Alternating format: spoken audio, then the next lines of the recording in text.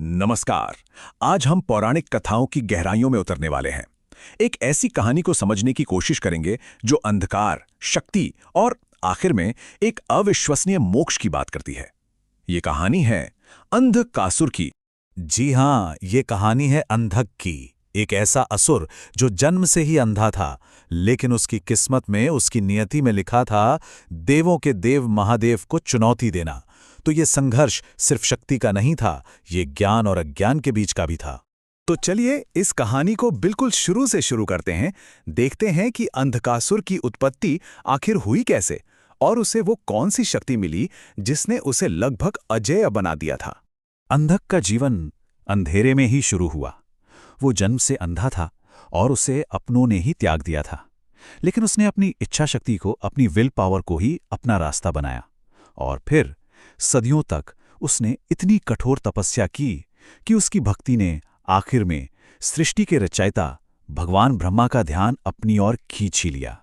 अब ब्रह्मा जी ने उसे जो वरदान दिया वो उसकी सबसे बड़ी ताकत भी थी और उसकी सबसे बड़ी कमजोरी भी। एक तरफ तो उसे अजय बना दिया गया था, लेकिन इसके साथ एक बड़ी अजीब सी शर्त थी। शर्त ये थी कि इसकी मृत्यु तभी होगी जब वो अपनी ही मां के प्रति वासना रखेगा। अब ये एक ऐसी संभावना थी जिस पर अंधक हंस पड़ा। उसने इसे असंभव मान लिया। उसे क्या पता था कि यही वरदान उसके अंत का कारण बनने वाला था। तो बस इसी नई शक्ति के साथ अंधकासुर की महत्वाकांक्षा की कोई सीमा ही नहीं रही। चलिए देखते हैं कि कैसे ये कहानी एक बहुत ही विनाशकारी मोड़ लेती है। और फिर अंधक बन गया अंधकासुर, यानी अंधकार का स्वामी। उसने एक एक करके तीनों लोकों पर अपना आतंक फैला दिया। बड़े बड़े देवता भी उसके सामने टिक नहीं पाए और पूरे ब्रह्मांड में जैसे अराजकता छा गई। अपने शक्ति के घमंड में चूर अंधकासुर ने अपनी जिंदगी की सबसे बड़ी गलती कर दी। वो सीधा कैलाश पर्वत पर चढ़ गया और उसने सीधे महादेव को ही चुनौती डाल दी और देवी पार्वती को अपनी पत्नी बनाने की मांग कर दी। ये वो भूल थी जिसने एक महायुद्ध की नींव रख दी। इस चुनौती के साथ ही वो युद्ध शुरू हुआ जिसकी कोई कल्पना भी नहीं कर सकता था। लेकिन यहां पर शिव के सामने एक ऐसी समस्या आ खड़ी हुई जिसका कोई सीधा समाधान ही नहीं था। और यही इस युद्ध का सबसे बड़ा सवाल था। सोचिए, एक ऐसा दुश्मन जिसकी संख्या हर हमले के साथ बढ़ती ही जा रही हो, उसे आखिर पराजित किया कैसे जा सकता है? ये तो एक रणनीतिक दुष्स्वप्न जैसा था। ये चक्र कुछ ऐसे काम करता था। देखिए, सबसे पहले शिव अपने त्रिशूल से अंधकासुर पर प्रहार करते, फिर उसका खून जमीन पर गिरता और आखिर में खून की हर एक बूंद से एक नया अंधकासुर पैदा हो जाता। मतलब शिव के हर प्रहार से दुश्मन की सेना और भी विशाल होती जा रही थी। जब लगने लगा कि ये युद्ध शायद कभी खत्म ही नहीं होगा, ठीक तभी युद्ध का रुख पलटने वाला वो पल आया। और इसका समाधान विनाश की शक्ति में नहीं बल्कि दिव्य ज्ञान में छिपा था। और वो समाधान लेकर आईं स्वयं आदि शक्ति देवी पार्वती। उन्होंने उस भयानक सच को पहचान लिया जो अंधकासुर से छिपा हुआ था। वो ये कि जिस देवी को पाने के लिए वो लड़ रहा था वो अनजाने में उसकी अपनी ही मां थी। उसके वरदान का अभिशाप अब सक्रिय हो चुका था। तो समाधान क्या निकाला गया?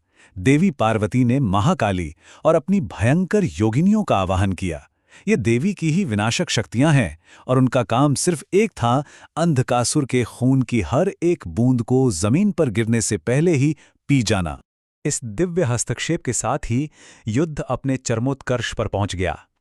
लेकिन कहानी का अंत सिर्फ विनाश नहीं था, बल्कि एक ऐसा अप्रत्याशित परिवर्तन था जिसके बारे में किसी ने सोचा भी नहीं था। जैसे ही काली और योगिनियों ने अपना काम शुरू किया, अंधकासुर की शक्ति का जो स्रोत था वो बंद हो गया। उसकी वो कभी न खत्म होने वाली सेना गायब हो गई। बस इसी मौके पर महादेव ने अपने त्रिशूल से उस पर अंतिम प्रहार किया। और जैसे ही महादेव के त्रिशूल ने उसे भेदा, उसके जीवन का सारा अंधेरा एक पल में छट गया। अज्ञान का पर्दा हट गया।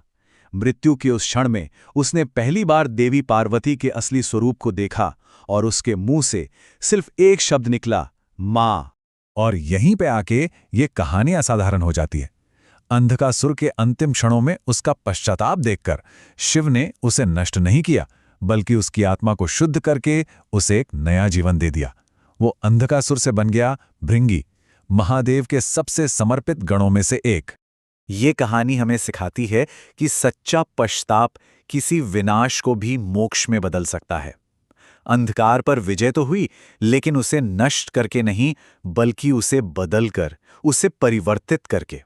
कथा तो यहीं समाप्त होती है, लेकिन अपने पीछे एक बहुत बड़ा विचार छोड़ जाती है। अच्छाई और बुराई का ये चक्र, ये हमेशा घूमता रहता है।